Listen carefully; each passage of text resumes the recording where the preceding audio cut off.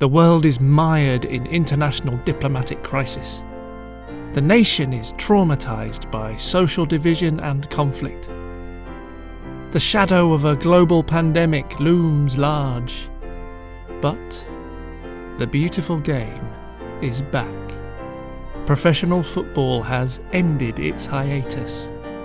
The year is 1919, and by the end of the season, one of the teams from across the towns and cities of England would become the first league champions since the outbreak of the First World War.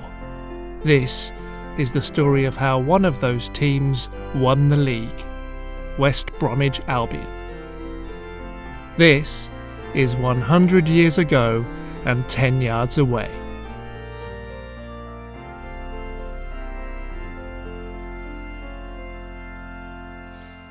After an awful start, Villa's season was beginning to pick up with a run of useful recent results, including their surprise victory in the reverse fixture at the Hawthorns the week before.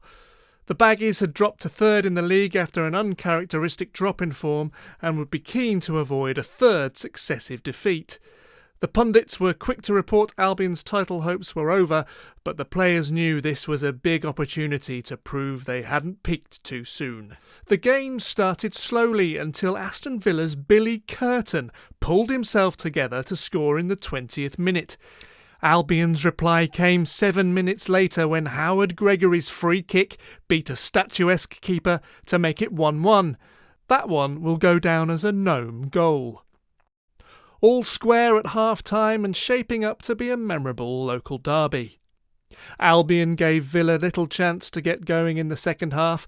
Fred Morris found the net in the 50th minute with an effort that had goal written all over it. The ball was fired in hot for him to make a meal of finishing it. But they all count, and Morris was delighted to get a piece of the action. It was 3-1 in the 64th minute when Morris scored again with one of his trademark flicks. And, as if it wasn't already game over, it was soon 4-1 when Gregory got his second.